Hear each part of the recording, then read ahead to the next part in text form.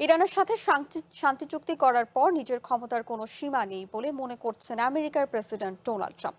এক্সিওসকে দেওয়া সাক্ষাৎকারে তিনি দাবি করেন। একই সাথে ট্রাম্প বলেন, মধ্যপ্রাচ্যে শান্তি ফেরাতে ইসরায়েলের প্রধানমন্ত্রী বেঞ্জামিন নেতানিয়াহুকে খানিকটা সংযত রাখা দরকার। ইরানের বিরুদ্ধে সামরিক অভিযান না বাড়ানোর পক্ষে যুক্তি দিয়ে ট্রাম্প বলেন, এই অভিযান আর দীর্ঘায়িত করলে তা বৈশ্বিক বাজার এবং নৌ বাণিজ্য পথকে মারাত্মক ঝুঁকিতে ফেলত।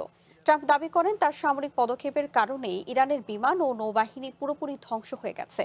আমেরিকার প্রেসিডেন্ট বলেন, বেঞ্জামিন নেতানিয়াহুর সাথে তার সম্পর্ক বেশ ভালো হলেও তাকে কিছুটা নিয়ন্ত্রণে রাখা প্রয়োজন।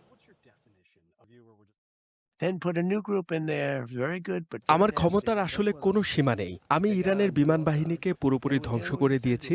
আরও কঠোর হতে গিয়ে সেখানে নির্বিচারে বোমা মারিনি বলেই আমাদের শেয়ার বাজার রেকর্ড ছুঁয়েছে এবং তেলের দাম স্বাভাবিক হয়েছে। সবচেয়ে বড় কথা হলো, ইরান আর কখনোই পারমাণবিক অস্ত্র তৈরি করতে পারবে না।